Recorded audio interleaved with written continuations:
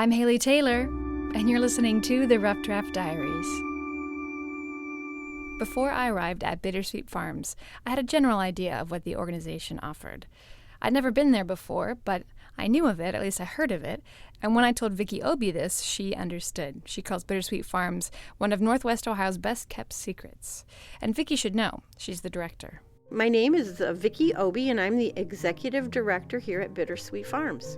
The timing of this interview was a little odd. I happened to interview Vicki on the very last week of her employment at Bittersweet Farms. My last week, I have been here since 1986, not as the executive director. I came as a social worker, but for the last 14 years, I've been the executive director.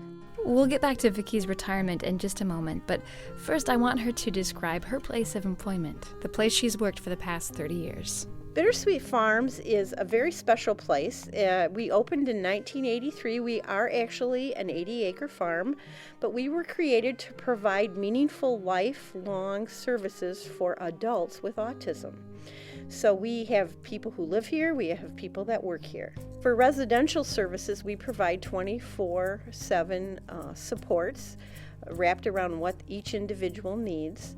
Vocationally, we are a working farm. We have a community-supported agriculture program where we actually sell shares in our gardens, and we produce produce and share that with the community. We also have an animal therapy program, an art education and an art production program, a culinary program, and then we just provide a lot of space and opportunity for individuals with autism to have fun here. Whether an individual is living on the farm or simply working on the farm, space is one of the most important features the organization offers. That's why Betty Ruth Kay, who created Bittersweet, located the organization on a farm. Space means each individual has the opportunity to have a distraction-free environment where they can set the pace for their activities. And all the activities are designed to meet a wide range of abilities for each person on the autism spectrum. And that's the important thing to remember. Autism can manifest itself differently in each individual. When you meet one person with autism, you've met one person with autism, because it is it's a neurological condition, and it wraps itself around each person differently.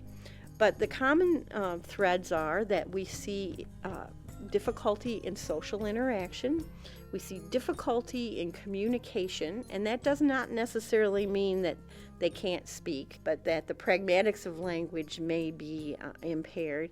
We see sometimes a need for ritualization and a difficulty modulating sensory input and managing things appropriately. And this understanding of autism as a spectrum didn't happen right away. In fact, when Vicki first came to the organization, describing a child with autism sounded very different. The story is, when I was in college, which was a little while ago, I learned that autism was a psychiatric disorder that only affected children, and it was caused by poor parenting. In the early 70s, autism wasn't even on the radar. I ended up here quite by accident. One of my sure-tail relatives worked here. They needed a social worker to be in compliance with Medicaid. And since I lived not too far away, she called and said, "Would you be willing to come in and do our social service assessments?" I became fascinated as a psychology student, just seeing how these individuals thought and processed their world. I just became fascinated, and who knew I was going to end up staying 30 years, but I have.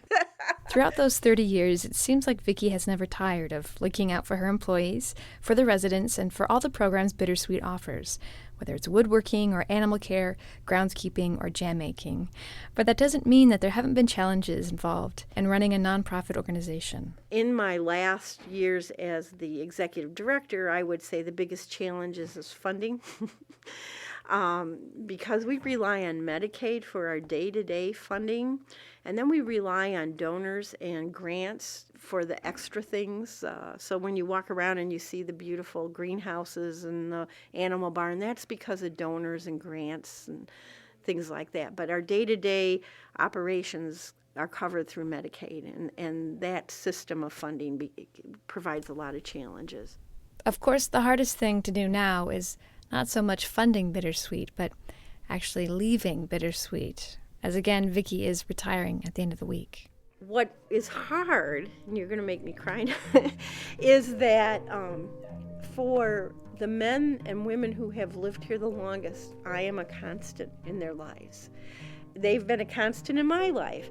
So that has been the hardest thing. So every day for 30 years, I see these people and they see me. So it's going to be different, and I have made a commitment that I will still be. I said I want to be an executive director emeritus. I want to still come and visit. I still want to be a part of this community in a different way, because that's the hardest part, is I can step away from how we're getting our funding or what new buildings we need, but it's the people here that I have to keep a connection to. And as Vicki mentioned to me, the best way to describe her retiring from the farm is to say that it is bittersweet. For now, I'm Haley Taylor, and thanks for listening to this episode of the Rough Draft Diaries. Vicki's choices for the next episode of the Rough Draft Diaries include... Her name is Vanessa Snyder. She was very impressive. Vanessa Snyder was number 1. Number 2, let's see. Don Vollmer and Lockery Manufacturing. It's a small company in Toledo. Nancy Wellman is just a very interesting person, so she would be my 3rd. Tune in next time to find out who I pick on the Rough Draft Diaries.